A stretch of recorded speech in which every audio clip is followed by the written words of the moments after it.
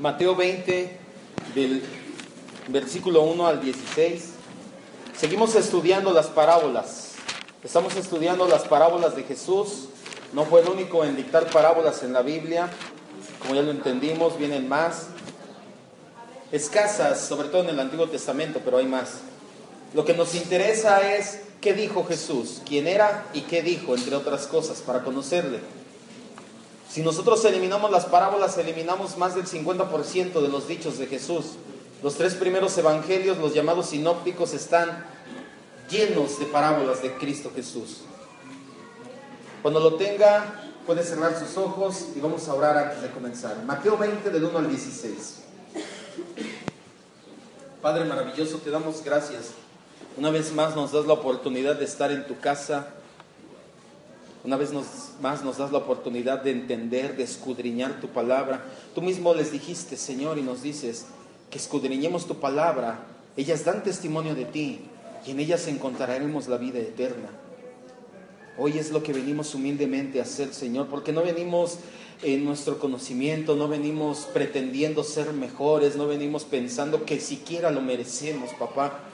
Venimos humillados, venimos contritos, venimos humildemente, esperando que una vez más tu gracia sea derramada en este lugar y abras nuestro corazón, nuestro entendimiento a tu palabra.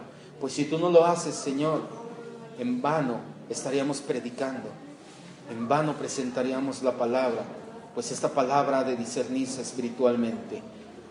Hoy te rogamos, Señor, que el ambiente sea el apropiado, sea tu propicio, Señor, para que esta palabra llegue a nuestras vidas. Gracias, Padre, en el nombre de Jesucristo. Amén. Vamos a darle lectura entonces. Mateo 20, del 1 al 16, titulada Los obreros de la viña. Porque el reino de los cielos es semejante a un hombre, padre de familia, que salió por la mañana a contratar obreros para su viña. Y habiendo convenido con los obreros en 1 denario al día, los envió a su viña. Saliendo cerca de la hora tercera del día, vi a otros que estaban en la plaza desocupados, y les dijo: vayan también ustedes a mi viña, y les daré lo que sea justo. Y ellos fueron. Salió otra vez cerca de las horas sexta y novena, e hizo lo mismo. Y saliendo cerca de la hora 11, de la hora 11 del día para los judíos, halló a otros que estaban desocupados, y les dijo: ¿por qué están aquí todo el día desocupados? Le dijeron: porque nadie nos ha contratado. Él les dijo: vayan también ustedes a la viña y recibirán lo que sea justo. Cuando llegó la noche, el señor de la viña dijo a su mayordomo: llama a los obreros y págales el jornal, comenzando desde los últimos hasta los primeros. Al venir los que habían ido cerca de la hora 11, recibieron cada uno 1 denario. Al venir también los primeros, pensaron que habían de recibir más, pero también ellos recibieron cada uno 1 denario. Y al recibirlo, murmuraban contra el padre de familia, diciendo: estos últimos han trabajado 1 sola hora, y los has hecho iguales a nosotros, que hemos soportado la carga y el calor del día. Él, respondiendo, dijo a uno de ellos: amigo, no te hago agravio. ¿No conviniste conmigo en 1 denario? Toma lo que es tuyo y vete, pero quiero dar a este último como a ti. Versículo 15, mucha atención en esta frase del dueño de la viña. ¿No me es lícito hacer lo que quiero con lo mío? ¿O tienes tú envidia porque yo soy bueno? Así los primeros serán últimos y los últimos primeros, porque muchos son llamados, mas pocos los escogidos. La parábola que vamos a estudiar el día de hoy produce mucha inquietud. Lo mismo pasa con prácticamente cualquier pasaje bíblico en el que a primera vista pareciera que Dios no sabe tratar al hombre con justicia, o que no trata la situación como nosotros la trataríamos. Hoy en día los llamados derechos humanos, no estoy en contra, no piense que estamos en contra de todo. Sin embargo, muchas situaciones, por ejemplo con los derechos humanos y muchas situaciones, humanistas han hecho que la sociedad y la iglesia de Cristo se secularice, se vuelva secular humanísticamente hablando, y pensamos que se le debe de dar el trato como lo haría la humanidad, o en este caso derechos humanos. Le repito, no me malinterpreten, no estoy en contra de los derechos humanos. De hecho, muchos de ellos están basados precisamente en la palabra de Dios. Los países primermundistas en donde se elaboraron primero estos derechos son básicamente países protestantes, donde honraban, porque lamentablemente muchos de ellos ya no, la palabra de Dios. Es una desgracia. Holanda, el país donde se delineó los 5 puntos del calvinismo, en Dort, en Holanda, el Tulip, los seguidores de Calvino, ahí tuvieron un auge, lograron un país protestante tremendamente bendecido. Hoy en día soy en un país que permite la eutanasia, la unión homosexual, y la marihuana y el cachis están permitidos hasta cierto grado. Es una verdadera lástima. Por eso es que el humanismo no debemos de caer en el humanismo hasta el otro lado. Debemos de buscar siempre el punto de la palabra de Dios. Esta parábola causa inquietud muchas veces por esta situación. Parece que el dueño de la viña no sabe tratar a los obreros. Sin embargo, como lo vamos a ir estudiando a lo largo de esta enseñanza, lejos de ser injusto en esta parábola, Dios muestra en lo más alto su misericordia y su gracia para con los hombres. Mucha gente piensa que esta parábola trata de un Dios injusto. Es porque no entiende la soberanía de Dios. Esta parábola habla de un Dios bondadoso, de un Dios misericordioso y de un Dios de gracia y de amor. Esta parábola la encontramos únicamente en el Evangelio de Mateo. El concepto clave de ella, el punto al cual Jesús desea de llevarnos con esta enseñanza, es demostrar que Dios es el Señor y dueño de todo, de nuestras vidas primeramente, y que está sobre todo y sobre todos. La enseñanza de la parábola de hoy es que Dios es Dios, y su soberanía es indiscutible. Nosotros no somos los llamados a decir quién es bueno y quién nos lo es. Solo Dios tiene la autoridad y el amor para recibir a muchos o a pocos en su reino. Jesús comienza esta parábola, como es costumbre, comparando el reino de los cielos, como ya lo hemos mencionado antes. Al referirse al reino de los cielos, no está haciendo referencia a un lugar en el cielo, al cual vamos después de morir, sino al reinado de aquel que habita en el cielo, al reinado en los corazones de cada uno de los que estamos aquí. ¿Para cuántos Cristo es el Señor? Amén. Aleluya. Ese es el reino de los cielos. Cristo, nuestro Dios, reina en nuestros corazones. Mucho ojo, hay veces que decimos Cristo es el Señor. Queremos aceptar su salvación, pero no queremos aceptar su señorío. Queremos decir Cristo es el Señor, pero hacer lo que nosotros queremos. Si usted dice Cristo es el Señor, usted debe de hacer lo que Dios dice en su palabra. Ya se oyeron menos amén, ¿verdad? Dijo, ya entendí qué significa eso, entonces ya no digo amén, gracias. Denle un aplauso al Rey entonces.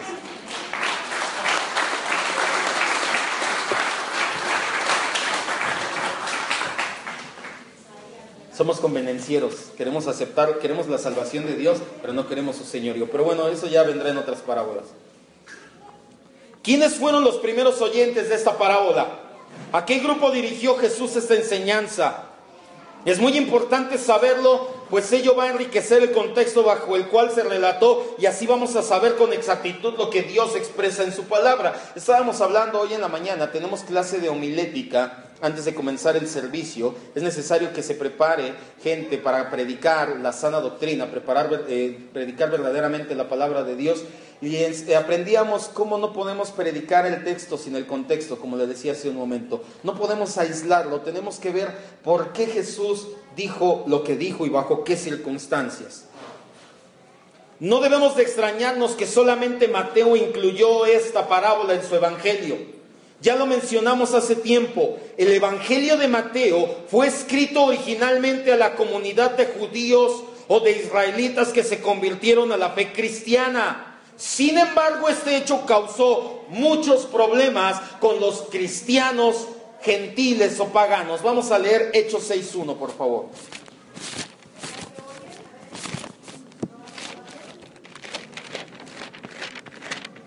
Mateo es el único en relatar la parábola de los obreros de la viña. Esto es muy importante. ¿Por qué nada más Mateo? El Evangelio de Mateo lo escribió Mateo. ¡Wow!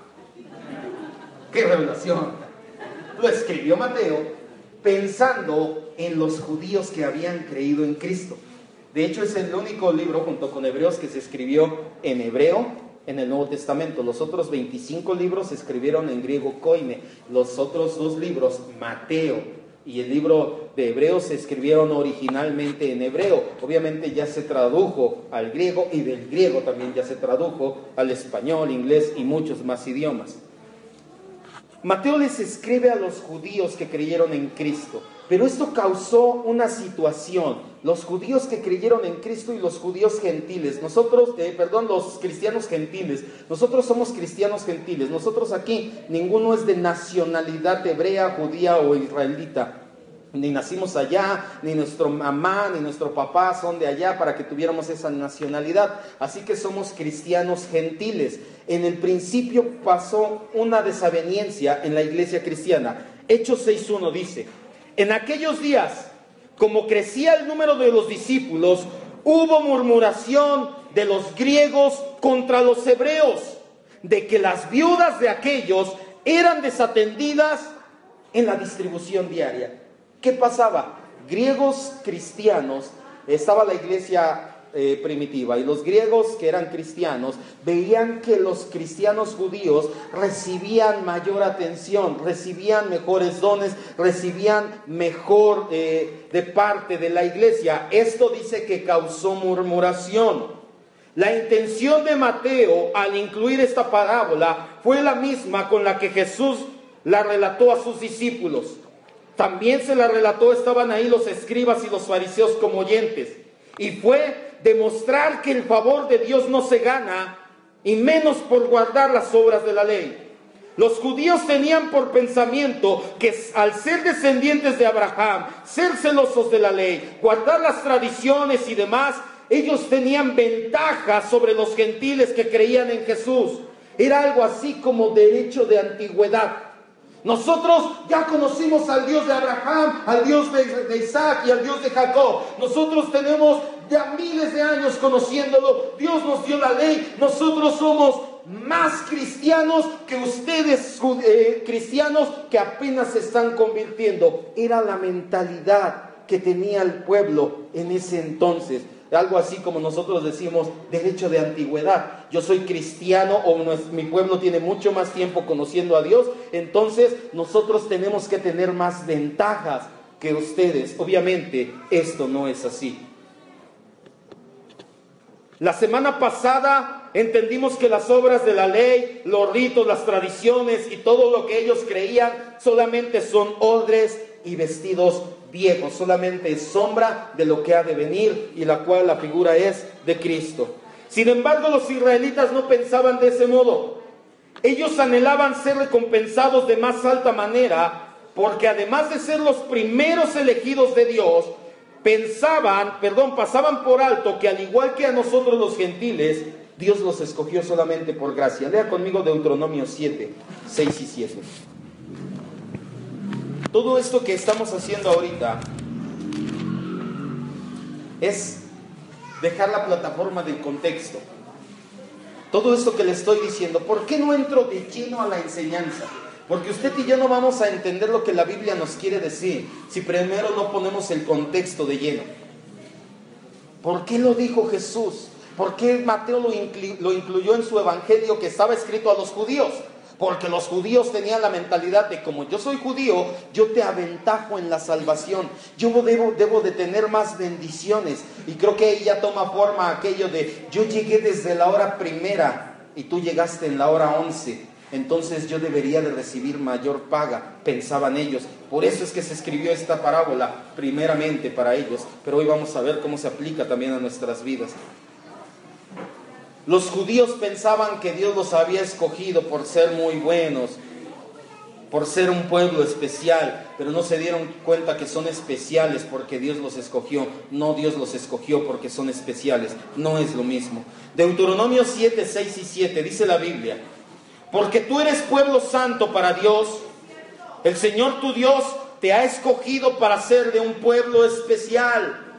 Ellos no eran un pueblo especial. Cuando Dios los escoge, se volvieron un pueblo especial. Más que todos los pueblos que están sobre la tierra.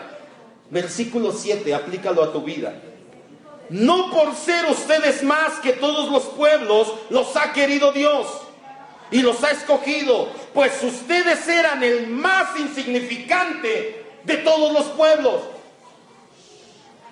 Moisés le dice al pueblo de Israel: ustedes los escogió Dios, a ustedes y a mí Dios los eligió, no por ser mejores. Éramos más insignificantes, éramos nada. Ahora somos especiales porque Dios nos escogió, no al revés. Y lo mismo aplica para nuestras vidas. Los judíos perdieron de vista este pequeño gran detalle y pensaban que merecían un poco más de ganancia en la iglesia cristiana, por así decirlo. Además, no es todo el contexto en esta parábola.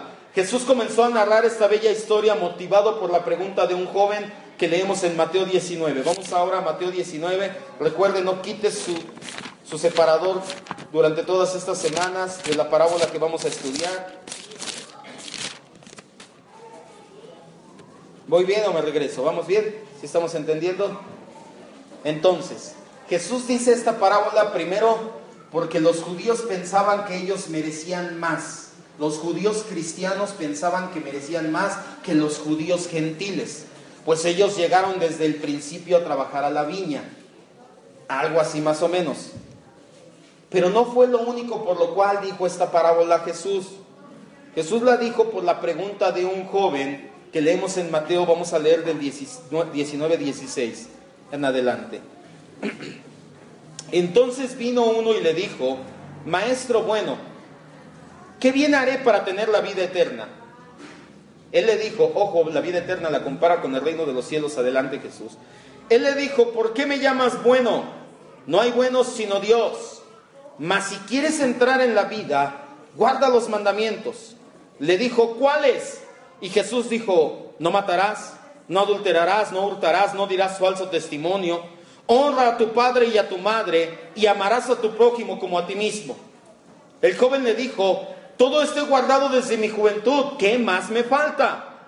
Jesús le dijo: si quieres ser perfecto, anda, vende lo que tienes y dalo a los pobres, y tendrás tesoro en el cielo. ¿Dónde está tu tesoro? ¿En la tierra o en el cielo? ¿Te acuerdas que ya vimos esa enseñanza? Valora la salvación que Dios te ha dado por medio de Jesucristo.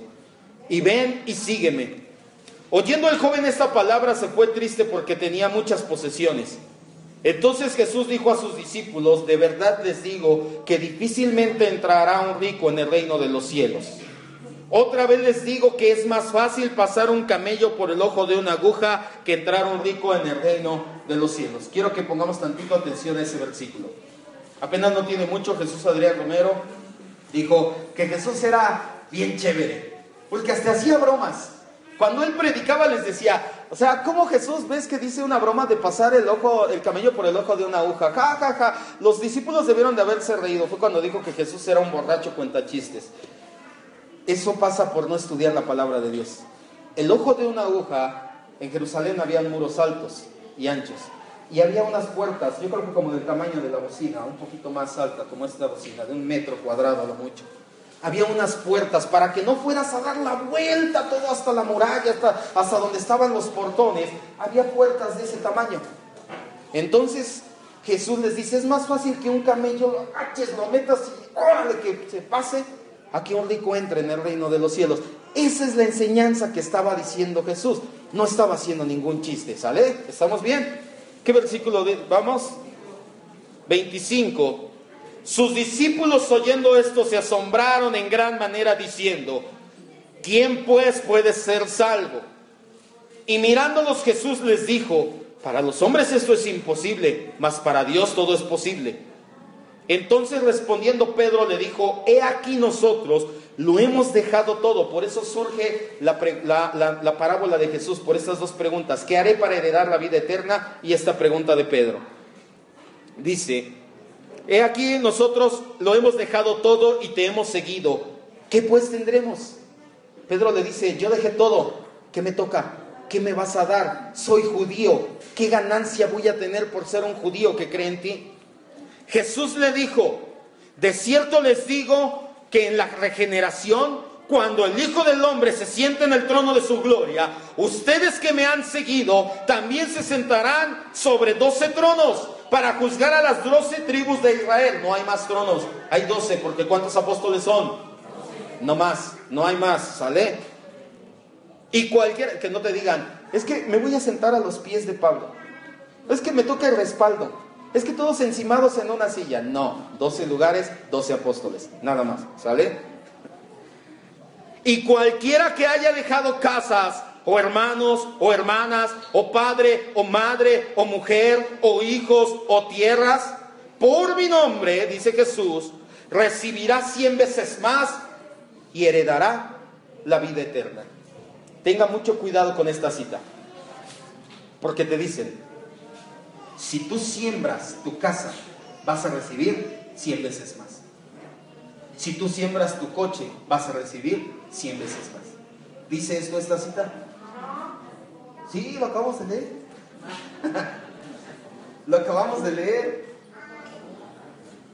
¿Cómo podemos interpretar correctamente la Biblia, la Escritura? Esto no se los dije en la clase de hermenéutica para que no se lo pusieran atención. Tenemos que entender el contexto de la Escritura y tenemos que entender el contexto en el cual se escribió, y el contexto global de la Escritura. ¿Sí me está escuchando? Hay dos contextos.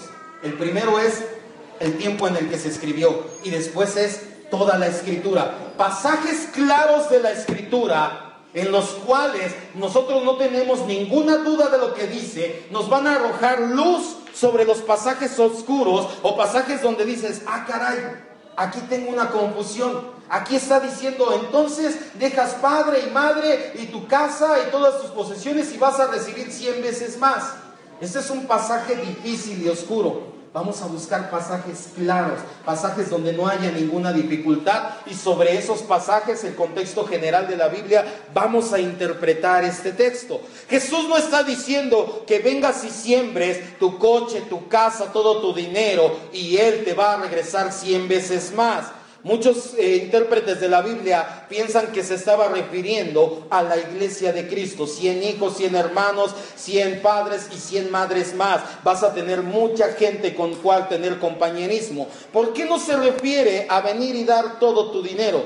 Porque ese no es el contexto general de la Biblia. Jesús está preocupado por tu alma, no por tu bolsillo o tu billetera. ¿Sí, amén? Denle un aplauso al Rey. Esa es una manera de interpretar correctamente la Escritura. Ese es el contexto general de la Escritura. Yo no puedo hacer una doctrina de este versículo aislado y decir, tienes que venir a dejar todo tu dinero y Dios te va a dar 100 coches más.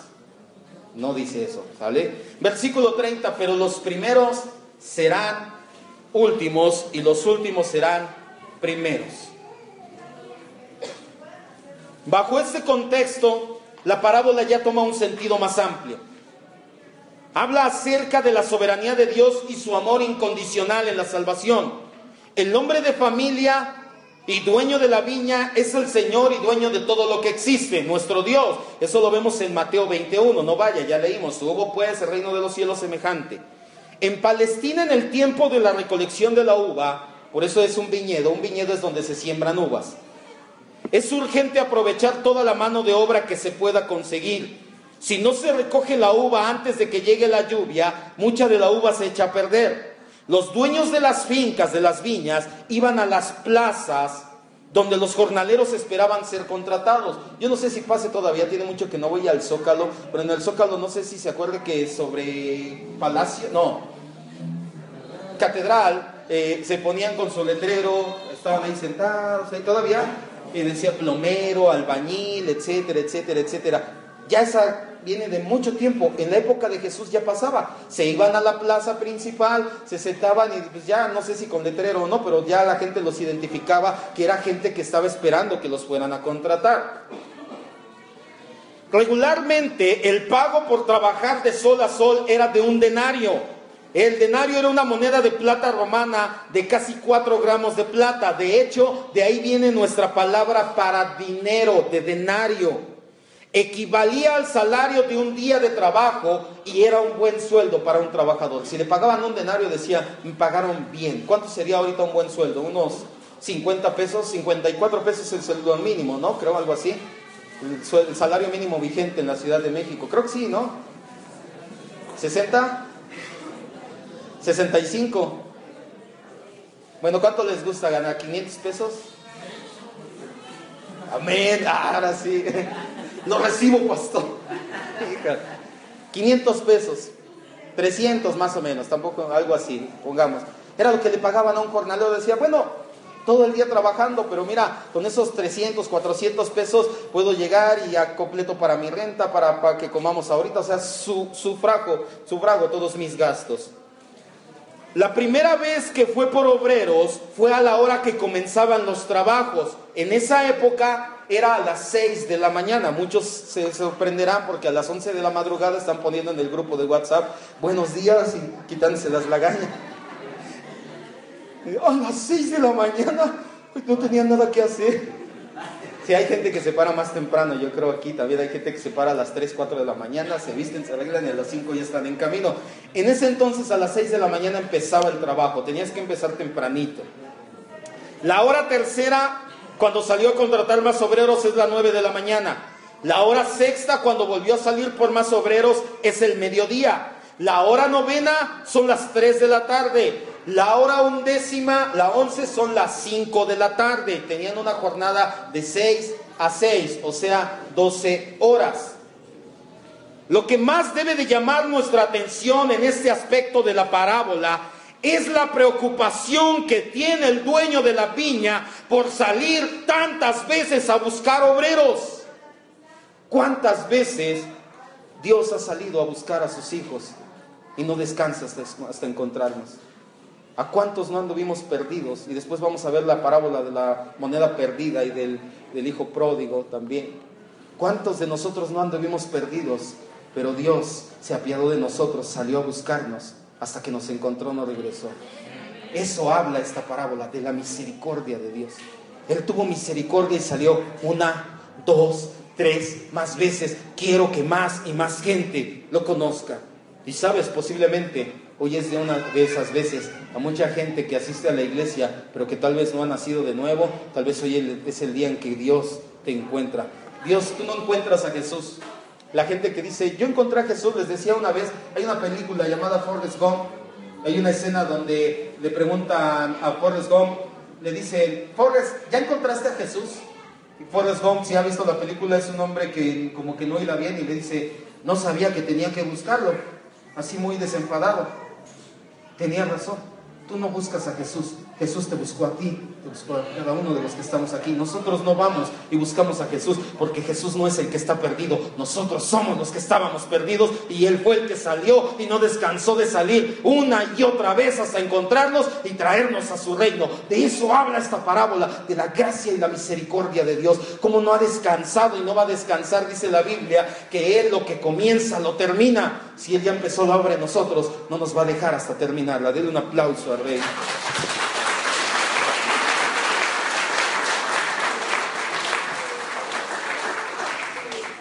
Si la preocupación del dueño de la viña hubiera sido quién va a trabajar en su viña, les hubiera pagado lo justo. Porque hay gente que dice, no, lo que pasa es que él quería más trabajadores. Tenía una viña tan grande que necesitaba más trabajadores. Por eso es que salía por ellos. No es cierto. Porque si esa hubiera sido su preocupación, hubiera dicho, ¿cuánto trabajaste? 1 hora, a ver cuánto es la 12ª parte de un denario, ten 2 dracmas, vete, que Dios te bendiga, ten tus 50 pesos y que te vaya bien. Esa no era la preocupación del dueño de la viña. Él estaba preocupado por las personas que no tenían nada que hacer. A Dios le importamos nosotros, no nuestros talentos o nuestros dones. De hecho, ni siquiera son nuestros, vienen de Él. Él nos lo dio, solo y dio gloria, solamente a Dios la gloria. El dueño de la viña pensó en esos pobres del final, aquellos que nadie contrataba, los más viejos, los que no tienen experiencia, los más débiles, los que nadie quería. Por eso seguían ahí. Porque si estuvieran los sindicatos de hoy en día, se le hubieran ido encima a los demás, le hubieran dicho, tienes que contratar parejo, tienes que contratar mujeres, no importa que salgan embarazadas, porque de todos modos les tienes que pagar. Y mucha gente no contrataba mujeres porque podían salir embarazadas y tenían que pagarle el tiempo de su embarazo y el tiempo de su, ¿cómo se dice esto? Cuarentena, gracias, aleluya. En esa época no había de ese tipo de situaciones. El dueño de la viña estaba preocupado porque seguían ahí, porque nadie los contrataba, eran los relegados. Aquellos obreros también tenían familia y al menos, si no familia, tenían que pagar sus propios gastos. En eso pensaba el dueño de la viña cuando salió a contratarlos. Y ahí te das cuenta de cuánto Dios te ama y me ama a mí. Dios no está preocupado por lo que tú le puedes dar. Dios está preocupado por ti, por tu vida, por tu alma. Muchas iglesias, lamentablemente, si la persona aporta, a la persona se le visita, se le da, se le sigue, se le tiene aquí. Y cuando deja de ir, lo que le duele a la gente, al pastor, al líder, es lo que daba, lo que hacía, lo que aportaba. Personalmente tuve una experiencia así, y no es porque les decía antes, no es lo que callamos los pastores, ya se va a desahogar el pastor. Hace muchos años pasó una situación así, que por una u otra circunstancia me dejé de congregar un tiempo, y cuando me encontré, porque no me visitaron, cuando me encontré con un hermano, no me dijo ¿cómo estás? No me dijo Dios te ama, no me dijo estamos preocupados por ti. Me dijo, tú tienes mucho que darle al Señor, no lo desperdicies, no dejes de ir. Estaba preocupado por mí o por lo que yo daba. Dios se preocupa por cada uno de los que nosotros estamos aquí, no por lo que tú le des, sino por quien tú eres. Así es el amor de Dios. Aquí no dice que los obreros buscaron al dueño de la viña, fue el dueño el que los buscó a ellos. Simplemente porque nosotros no buscamos a Dios, Dios nos buscó a nosotros. Si pensamos que le buscamos por nuestra cuenta, no es así. Si alguien de aquí buscó a Dios, es porque Dios puso en nosotros ir a buscarle, lo que significa que fue Dios quien nos buscó primero. Lea Juan 6:65 y Juan 15:16. Y esto refuerza lo que le dije ahorita. Usted no buscó a Jesús, Jesús no estaba perdido, Jesús le buscó a usted, porque usted y yo somos los que estamos perdidos sin Él.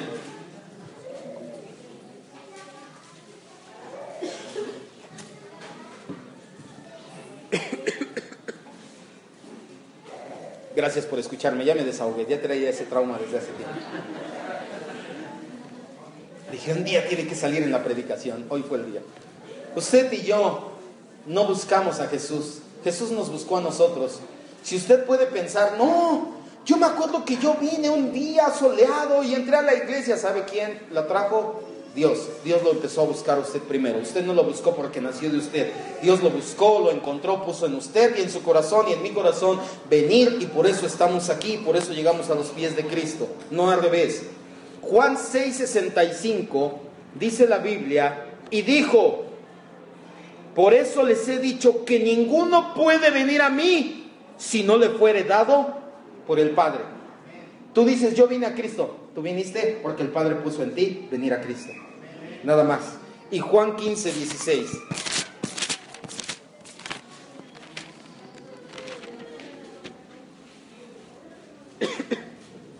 No me eligieron ustedes a mí, sino que ¿qué?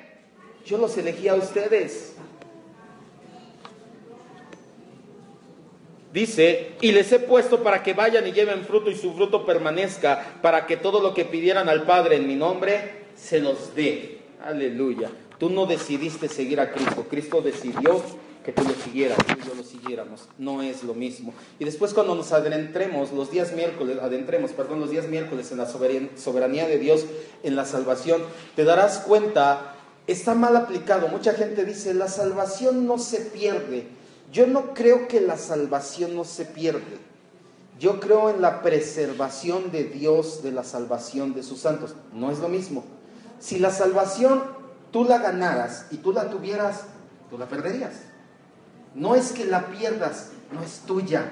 no la puedes perder porque no es tuya. La salvación viene de parte de Dios, está en manos de Dios, y como lo vamos a ver, no significa que haces lo que quieres, al cabo eres salvo, siempre salvo. Por eso está mal interpretado y por eso esto se le llama hipercalvinismo. Salvo, siempre salvo. Puedo andar con muchas esposas, puedo adulterar, al cabo soy salvo. No, el calvinismo ortodoxo te dice perseverancia de los santos, que si tú eres salvo, vas a vivir en santidad por consecuencia, y la salvación no la vas a perder porque no descansa en ti, porque tú no elegiste a Cristo, Cristo te eligió a ti. Eso es la importancia de entender este texto. Nosotros no elegimos a Cristo, Cristo nos eligió. ¿Cuántos dicen amén? En Mateo 20:26, vamos a regresar nuevamente. Ya nos dimos cuenta que el dueño de la viña fue el que salió a buscar obreros. Los obreros no fueron a buscar al dueño. Tú no vas a ir a buscar a Dios, Dios te viene a buscar a ti. Porque no se trata de nosotros, se trata de ¿quién? De Cristo, siempre. Mateo 20:26. Saliendo cerca de la hora 11, halló otros que estaban desocupados y les dijo: ¿por qué están aquí todo el día desocupados? La palabra que leemos como desocupados, que ocupa el dueño de la viña, es el griego argos. Significa inactivos, sin fruto y carentes de valor. Dios no nos ama porque encuentra algo de valor en nosotros. Esa postura es antropocéntrica. Decir que Dios se sentía solo, o que nosotros acompletamos su corazón, o que somos su especial tesoro y si nosotros no hubiera pasado una eternidad de gloria. Eso es antropocentrismo, eso no es cierto. Dios nos amó porque es amor y nada más, nada más. Dice la Biblia que los encontró desocupados. Cuando Él fue les dijo: ¿qué hacen aquí desocupados? Les dijo: oigan, ¿qué hacen aquí ustedes que no tienen valor? No valen nada. Nada. Y los que estamos aquí somos los primeros que podemos decir: yo tampoco valgo nada por mí mismo, pero el Cristo que vive en mí es el que da real valía a mi vida y a mi corazón. No se trata de nosotros. Dios y el hombre de la viña no salió y buscó a lo mejor. No dijo: este se ve más alto y fuerte, este se ve gordito, pero ese ve que es centrón, este ya se ve bien curtido, mira qué brazotes, estos tres, vénganse conmigo a trabajar. El dueño fue y buscó entre lo vil y lo menospreciado, entre lo que no era, para hacer lo que es, para que el único glorificado en la salvación sea Dios y solamente Dios. De esa manera se asegura que solamente la gloria sea para Dios.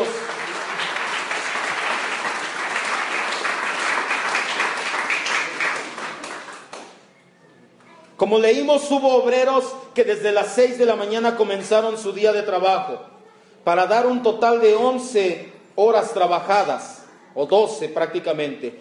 Ellos recibieron la misma cantidad de paga que los que trabajaron 9 horas, 6 horas, 3 horas y 1 hora. Lo mismo. Imagínate, llegas a trabajar a las 6 de la mañana, ya van a llegar, ya son las 5 de la tarde y dices: ahora sí estuvo duro el trabajo. Y llega uno a trabajar y dice: pues ya le entró. Y ves que a él le pagan los 500 pesos, ¿qué dices? A mí me va a dar mínimo 1000. Y eso tranquilo el peine. Si no es que a lo mejor hasta me puse las pilas. Hasta 2000 varitos sí me anda dando, como decimos aquí en México. Sí me da unos 2000 pesos.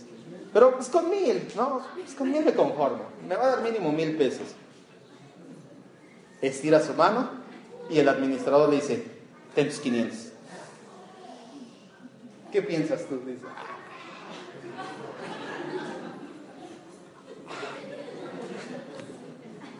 nomás no los tiro porque con esto pago en Electra, si no me cae que los regreso. ¿A poco no? Humanamente lo primero que llega a nuestra vida es eso. A primera instancia parecería que el Padre fue injusto. Lo más lógico sería que les pagara más a unos que a otros, pues fue más el trabajo de ellos. O que no saliera a contratar más obreros cuando la hora se va a acercar. ¿Sabes qué? Pues entonces ya no salgo, pues si también no voy a hacer eso. En Mateo 20:27 Vamos a leerlo. Dice, aleluya, perdón, 27. Aquí puse 27, es 7. Leemos que el dueño promete darles lo que sea justo. Dice, le dijeron, porque nadie nos ha contratado. Él les dijo, vayan también ustedes a la viña y recibirán lo que sea justo, pero no justicia conforme a los hombres, sino una justicia más elevada. Vamos a leer ahora Isaías 55, del 7 al 9.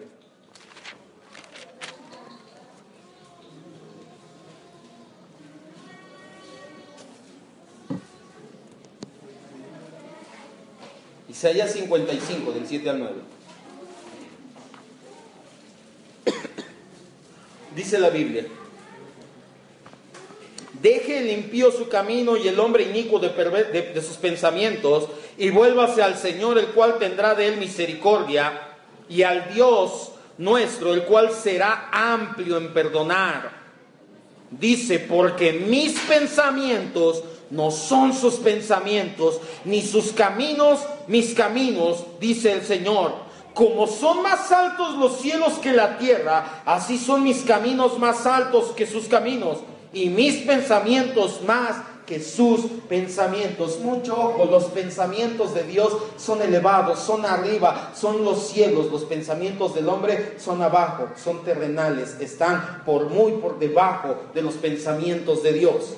El dueño de la viña pudo evitar la murmuración que surgió por su bondad al llamar primero a los que llegaron primero. Si hubiera pagado al revés y les hubiera dicho, a ver, tú que llegaste a las 6 de la mañana, ven, te pago, y se va, ya no hubiera visto cuánto le pagó al otro, ¿sí o no? Hubiera evitado esa situación. Los hubiera despachado al final, a los últimos en llegar. Sin embargo, no lo hizo de esta manera, pues en primer lugar es el dueño. Él hace lo que Él quiere. Dios es el dueño, Dios hace lo que Él quiere. Porque muchas veces oramos, ya después vamos a ver esta situación, la viuda con el juez injusto. Usted y yo muchas veces oramos pensando que vamos a mover la mano, la voluntad de Dios. La oración es para descansar en la voluntad y en la soberanía de Dios. Porque oramos, Señor, sánalo. No lo sanó, se fue con el Señor, partió, murió. Ay, Señor, ¿por qué eres así? Pensamos que Dios debe de hacer lo que yo digo, pero Dios es el dueño, no nosotros. ¿Sí, amén? ¿Sí me escuchó? Aleluya. En segundo lugar, no les pagó al revés, porque deseaba mostrarles su gran misericordia. ¿Por qué no lo hizo así? ¿Por qué pagó primero a los que llegaron primero y después les pagó a los demás? Para que se dieran cuenta, porque quería que todos vieran su misericordia, como lo hizo Jesucristo cuando habló con el ladrón que colgaba al lado suyo. Lucas 23, del 39 al 43. Lo lee en su casa. Dice la Biblia que estaban 3 personas: Cristo, un ladrón y otro ladrón, colgados cada uno en una cruz. Y uno le dice, si eres el Hijo de Dios, sálvate y sálvanos a nosotros. Y el otro le dice, no tienes tú cuidado, estamos en la misma situación. Este hombre, él no merece, nosotros sí lo que estamos pasando, él no lo merece. Y Jesús le dice, hoy estarás conmigo en el paraíso. Igual, otro que llegó al último y le dieron la misma paga que a usted y a mí, la salvación. Hay gente que llevamos años de cristianos, que llevamos más tiempo en la viña. Y hay gente que un día, o como este ladrón, 5 minutos antes de morir, fue salvo. Maravilloso nuestro Dios, ¿sí o no? Si usted todavía piensa, se pasa, todavía no está entendiendo que estamos hablando de la bondad y la misericordia de nuestro Dios. Usted piensa así, pero ¿qué pasa si es su abuelita que nunca conoció de Cristo la que recibe ese último boleto en su último suspiro? Ay, gracias Dios, qué buena onda. Ahí sí decimos, gracias Señor, ¿verdad? Si pensamos, escuche bien, amado hermano, qué suerte de ese ladrón. Disfrutó toda su vida en el mundo, hizo lo que quiso y al final se salvó. Quiere decir que no conoces a Dios. La vida eterna comienza cuando nacemos de nuevo. Nosotros Dice Juan 17:3, la vida eterna es conocer a Dios. Mucha gente, y me incluyo, lamentablemente la primera vez que leí este evangelio tenía yo muy poca edad en Cristo, obviamente, naturalmente tenía como 19, 20 años, estaba en la universidad, y me acuerdo que lo primero que pensé, y ahí se ve mi mentalidad mundana, fue, ay, él se disfrutó todo lo que quiso y al final se salvó. Ay, en cambio yo ya no voy a fiestas, porque era muy arminiana, muy así, yo tengo que hacer la doctrina que llevaba. Yo ya no voy a fiestas, yo ya no tomo, yo ya no como, ay, él como si.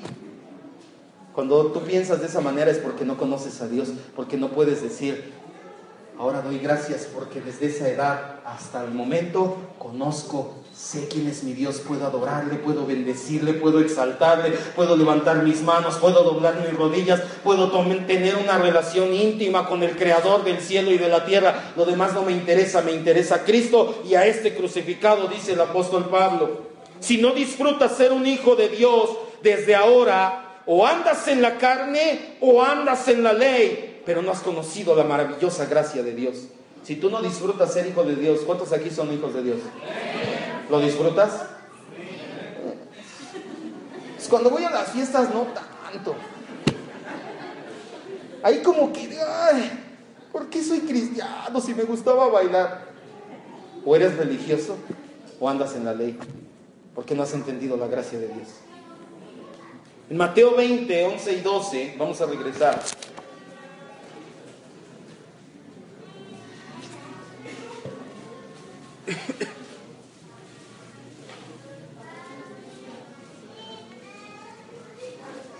Dice, al recibirlo murmuraban contra el padre de familia diciendo, estos últimos han trabajado una sola hora y los has hecho iguales a nosotros que hemos soportado la carga y el calor del día. Leemos que murmuraban contra el padre de familia por dar la misma paga a los que llegaron al final. Se quejaban porque ellos soportaron la carga y el calor del día. Sin embargo, no se pusieron a pensar lo que sentían los que llegaron al final. ¿Qué pensaba la gente que estaba hasta las 5 de la tarde en la plaza esperando que lo contrataran? ¿Cómo voy a pagar mi renta? ¿Qué le voy a llevar a mi esposa hoy de comer? Van a venir los de Coppel Palestina y me van a embargar. Ya. ¿Qué pasa? ¿Cuántos de aquí estamos muy a gusto cuando no tenemos dinero y no tenemos trabajo? A menos que seamos hijos de familia, entonces, o sea, ¿cuántos los nini? Pues a lo mejor ellos sí, ¿verdad? Dicen, ni estudio ni trabajo, pero mira, papi me da, no, pues así sí.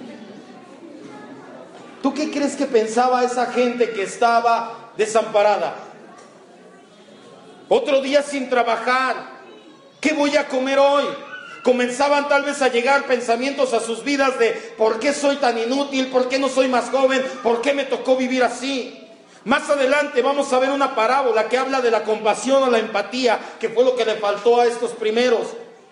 Ponernos en el lugar de otros. Por ahora solo basta decir que los murmuradores, no tuvieron compasión. No hubo empatía, no dijeron, mira, les pagó lo mismo, pobres, estuvieron sufriendo, tronándose los dedos pensando, hoy no voy a comer, pero nuestro dueño es bueno, porque les pagó igual y van a poder pagar sus gastos como yo los míos. No hubo empatía, ya después vamos a hablar de eso. La mentalidad humana da por sentado que tenemos que ver alrededor para ver lo que los demás hacen. Lamentablemente no para aprender, sino para criticar. Estos primeros obreros veían a su alrededor y veían lo que los demás hacían y los criticaban. Tener puestos los ojos en Jesús. Ayúdame, Javier, por favor, ya vamos a terminar. Como dice Hebreos 12:2, puestos los ojos en Jesús, autor y consumador de nuestra fe, dice Hebreos 12:2, no significa que no nos demos cuenta de lo que pasa alrededor de mí, en la casa, en la iglesia, en la escuela, en el trabajo. Vas caminando y, ay, perdón, choqué contigo, es que tenían puestos los ojos en Jesús. Hijo, ponte a hacer algo, tarea. No, estoy viendo a Jesús. Tener puestos los ojos en Jesús no significa que no te des cuenta de las cosas que pasan. Tener puestos los ojos en Jesús significa pasan las cosas y yo sigo amando a Dios por sobre todas esas cosas. Eso es tener puestos los ojos en Jesús. Quiero darle un consejo, como la semana pasada, sobre todo a los ministros o la gente que quisiera un día ministrar o que ha ministrado. El ministerio, como le llamamos nosotros, venir, servir en la iglesia, tocar en cualquier instrumento, hacer aseo, etcétera, etcétera, como en todas las relaciones humanas, es desgastante. Muchas veces hay problemas. Me fijo que por qué Javier llegó tarde, porque el pollo no vino al ensayo, porque el hermano no viene a la oración, y si somos ministros deberíamos de estar. En primer lugar, tienes tus ojos puestos en la gente, no en Jesús. Y en segundo lugar, y lo peor que puedes hacer, es ir y decírselo a tu familia inconversa. Vas con tu esposo: ay, gordo, es que la líder no me entiende, fíjate que es así, así, así. Y el gordo te dice: por eso no voy a la iglesia, porque allá son puros hipócritas. No cuentes los problemas del ministerio en tu casa. ¡Ay! ¿A poco hay problemas en la iglesia Jesús de Veracruz? Yo pensé que en esta iglesia no había. Sí hay. Somos seres humanos. Todavía tenemos imperfecciones. No soy perfecto. Ya lo había notado, ¿verdad? Ni los demás aquí. Todavía hay problemas y situaciones. Por eso el apóstol Pablo les escribe: vestíos del vínculo perfecto, que es el amor, soportándose unos a otros. Todavía tenemos situaciones. No vayas y las cuentes con tu familia inconversa. Ay, ma, ¿qué crees? Es que el pastor no se pasa, nos dice esto y lo otro. Ay, hijita, yo por eso sigo siendo católica. Mamá, ¿no quieres recibir a Cristo? No, para ti estar así como tu iglesia, ni lo recibe a Cristo. Ya vimos que eso no, pero bueno. ¿Sale? No cuente esas situaciones. Madurar como cristiano no se trata de ser sufridos, sino de dejar de seguir amando a Dios sobre todas las cosas. Los hombres nos lastiman y nos desquitamos con Dios. Dejamos de venir, dejamos de orar, dejamos de leer la Biblia. Yo no soy perfecto, te lo acabo de decir. Hay veces que tal vez queriendo o no queriendo, más bien, porque queriendo jamás lo he hecho, he lastimado a alguien. ¿Y con quién se desquitan? Con Dios. Yo no voy a ir a la iglesia. Pues si el que falló fue el pastor. Yo no voy a leer la Biblia. Pues si Dios no te hizo nada, fue el pastor. Ven y arréglalo con el pastor. Dice la Biblia que así se arreglan las situaciones. Vamos y arreglamos tú y yo. No se puede. Llamamos 2 o 3 testigos. No se puede. Llamamos a la congregación. No se pudo. Entonces te tengo por publicano y gentil. O sea, ya no voy a tener trato contigo. Pero lo primero que hacemos es decírselo a todo mundo, menos a la persona interesada. En Mateo 20, del 13 al 15, leímos uno de los más claros pasajes bíblicos en cuanto a la soberanía de Dios se refiere. Debemos de notar 2 cosas. La sabiduría de Dios, la soberanía de Dios, no es arbitraria, es buena. Dice el versículo 15: ¿no me es lícito hacer lo que quiero con lo mío? ¿O tienes envidia porque soy bueno? El hecho de decir Dios es soberano y hace lo que quiere, no es como un niño malcriado que dice: yo lo hago así porque quiero. Dios hace lo que quiere, pero lo hace bueno porque Dios es bueno. Lo segundo que notamos es la envidia. Aquí se usó la palabra griega oftalmos y se traduce en algunas versiones, la 1602 por ejemplo, como: ¿acaso es malo tu ojo porque soy bueno? Era un dicho entre los judíos. Tú ves que yo soy bueno y a ti se te hincha el ojo. Era lo que significaba eso. ¿Has escuchado la frase aquí en México de: uy, ni a tú hasta lo que no comes te hace daño? ¿Sí lo has escuchado? Era eso. Tú eres bueno y a mí se me hincha el ojo. Eres esta frase, oftalmos. La palabra envidia es lo que significa. La envidia es el sentimiento de disgusto producido cuando eres testigo o escuchas de la prosperidad de otros. Esta palabra siempre tiene un sentido negativo y malo. No hay envidia de la buena. ¿Sale? Yo le tengo harta envidia de la buena a ese hermano. No hay envidia buena. No hay de esa. ¿Sale? Si usaba esa frase, diga: ya no más. Usted tal vez podría decir: yo anhelo lo que el hermano tiene. Qué bonito, que yo desearía tener, etcétera, ¿no? Pero no diga: le tengo envidia de la buena. La envidia siempre es negativa. No hay envidia de la buena. Cuando vemos que Dios está levantando a alguien y no a mí o a nosotros, o cuando vemos que le están saliendo bien las cosas a alguien y nos llenamos de disgusto, eso es envidia. Por la gracia de Dios estamos creciendo en número y espero también que estemos madurando espiritualmente. Sin embargo, ¿qué va a pasar con la gente nueva que está llegando o con la gente nueva que va a llegar, porque todavía tenemos espacio, y se integren a la congregación? Cuando llegue gente que toque mejor un instrumento que nosotros, que cante mejor, que predique mejor, que haga las cosas mejor que nosotros, ¿qué va a pasar, hermanos? Te vas a aferrar a tu ministerio como a tu hueso y de aquí nadie me quita. Es mío, Dios me lo dio. Quisiera entrar a la alabanza. No. ¿Qué tengo que hacer para ser diácono? El ministerio no es nuestro, es de Dios. Él nos lo dio y solamente Él nos lo puede quitar. En otras palabras, ¿qué va a pasar cuando alguien que haga lo que tú y yo hacemos y lo haga mejor, Dios lo comience a levantar?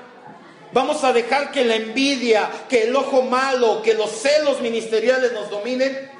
Y aquí es donde quiero amarrar esa congregación y terminar con esto.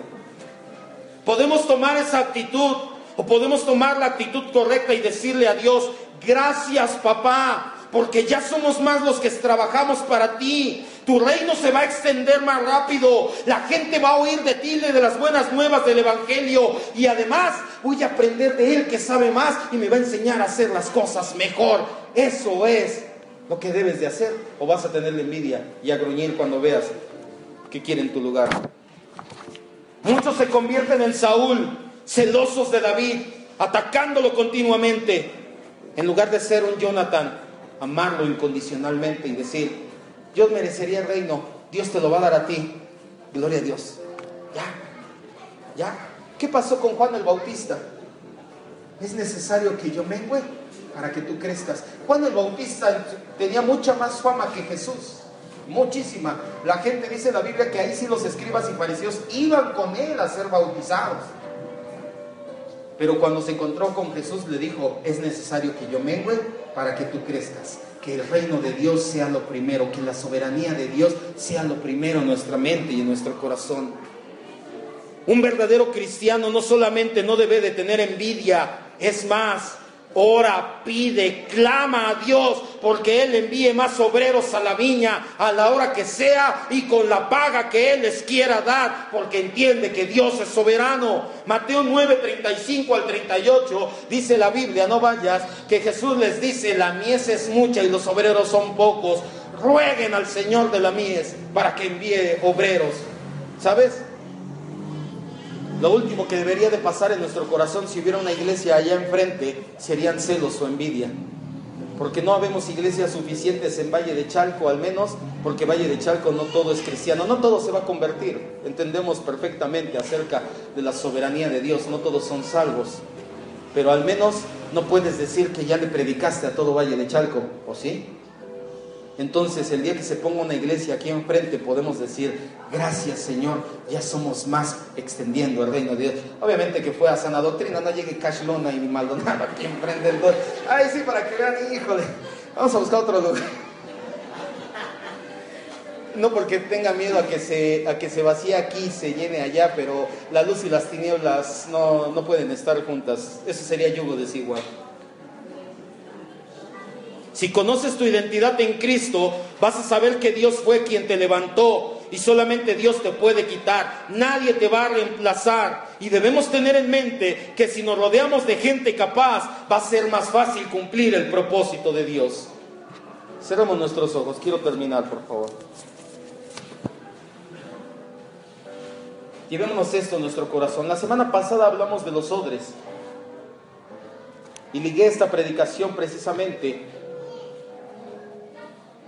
pues mucha gente está llegando de otras congregaciones, gracias a Dios, y es necesario renovarnos, hacer un odre nuevo, reconocer la necesidad de renovarnos en la palabra, no a lo que yo digo o como yo siento como pastor, en la palabra renovarnos y acoplarnos, ser odres nuevos. Están llegando odres nuevos a esta iglesia. ¿Qué va a pasar, amados hermanos? Pónganme mucha atención, los que ya tenemos más tiempo aquí. ¿Qué va a pasar cuando siga llegando gente nueva y capaz a la iglesia? ¿Vas a poner tu mirada en ellos? ¿Los vas a envidiar? ¿O vas a dar gracias a Dios por enviar más obreros? Ten en mente que los que sienten envidia son los religiosos, los que quieren sobresalir, haciendo oraciones en las plazas o mostrando a todos que ayunan. Los que amamos a Dios, todas las cosas nos ayudan para bien, dice la Biblia, y queremos que el único que se lleve la gloria sea Jesucristo. El gran amor de Dios y su gracia soberana se ven de manifiesto en esta bellísima parábola. Si alguien aquí ama a Dios, es simplemente porque, como dice primera de Juan 4:19, Dios le amó primero. El dueño de la viña salió, él ya tenía obreros. Le voy a traducir esto a su vida el día de hoy. Dios no lo necesita, Dios no lo necesitaba, Dios no lo va a necesitar jamás. Destroza tu ego. No le haces falta a Dios, ni yo. No soy indispensable, ni tú ni nadie aquí. Él salió a contratarnos. No sé qué hora del día será. Si Cristo viene pronto, entonces nos contrató a la hora 11 o a las 9. No sé qué hora es. No fuimos de los primeros. La iglesia cristiana empezó hace 2000 años. Dale gracias a Dios que salió a buscarte y que no descansó hasta contratarte y traerte a su casa. De eso se trata esta parábola. De que digas: Señor, hoy conozco un poquito más tu soberanía y tu misericordia en mi vida. Que yo no soy un buen trabajador, yo no tenía nada que aportar. Yo era un hombre y una mujer desocupada, que significa sin valor por mí misma. Pero que tú, que eres bueno, saliste, me buscaste y me trajiste a tu casa. Hoy reconocemos que si te amamos, Señor, es porque tú nos amaste primero. Reconocemos que si no fuera por tu sacrificio en la cruz no podríamos ser salvos, Señor, pues el pecado que había inundado nuestro corazón no nos dejaba estar delante de Dios. Pero hoy el sacrificio propicio, el único necesario, el de Cristo en la cruz, ha limpiado ese pecado. Y por eso es que hoy nos podemos presentar delante de usted, Señor, y decirle gracias por haber rescatado nuestras vidas, por haber salido a la plaza, por haber ido por nosotros. Y cuando nadie nos quería, cuando nadie nos escogió, cuando nos quedamos como el gordito cuando jugábamos fútbol, que era el último en ser elegido, a ese gordito que nadie quiso, tú lo elegiste y dijiste: yo a este lo quiero conmigo. Gracias, Dios. Gracias, maravilloso Señor. Te damos gracias siempre en el nombre de Jesucristo. Amén, Señor.